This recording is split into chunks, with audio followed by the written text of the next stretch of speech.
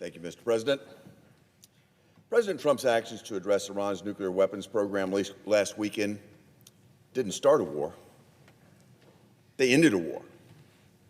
And so I rise today to support President Trump's wisdom and leadership in decisively countering Iran's nuclear threat, and therefore to oppose this ill-conceived joint resolution.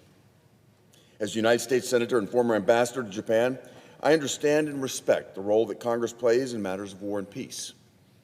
But I cannot, and I will not, support a resolution that removes the ability of the President of the United States to act decisively in defense of national interest, our allies, and our armed forces.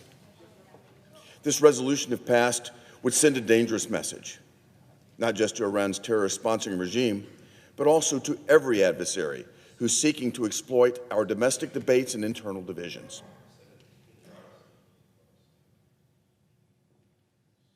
This resolution would signal that America's resolve can be hamstrung by congressional hesitation at the very moment when clarity, unity, and strength are most needed. I cannot state this strongly enough. President Trump acted entirely within his constitutional authority under Article 2 and in accordance with his solemn duty to defend this nation and to defend the American people. Operation Midnight Hammer was a targeted, strategic, and necessary use of force to eliminate immediate threats posed by the Iranian regime and its proxies. No American lives were lost or injured during this military operation, thanks to the leadership of President Trump, the advice and counsel of Vice President J.D. Vance, National Security Advisor and Secretary of State Marco Rubio, Secretary of Defense Pete Hegseth, and General Dan Kane, and the brilliant planning and flawless execution of the men and women of the United States Armed Forces.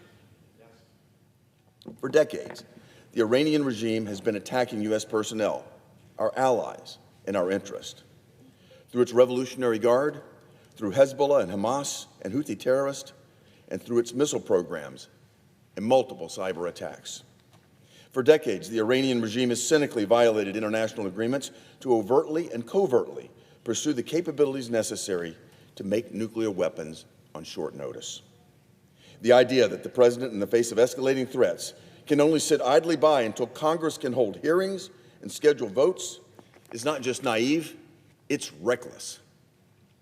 This war powers resolution ignores the reality of modern warfare, and it would constrain the Commander-in-Chief at the precise moment when decisiveness is most critical. It elevates process over common sense policy and political optics over operational necessity. If the President had been forced to act in accordance with this resolution last week, the element of surprise would have been entirely lost, and the successful mission flown by our brave airmen would have been much different and likely much costlier. Of course, Congress must be consulted. Of course, we can debate the scope and strategy of our military engagements, but we must not shackle our President in the middle of a crisis when lives are on the line.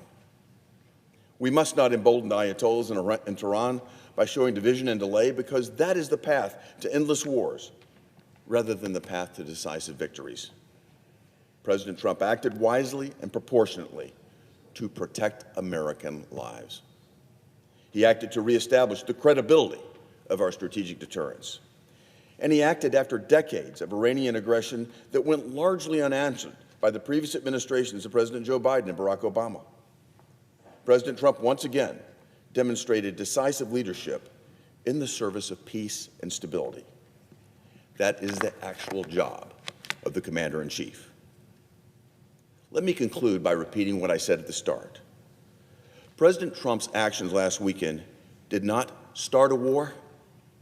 His actions ended a war, and not a single American life was lost.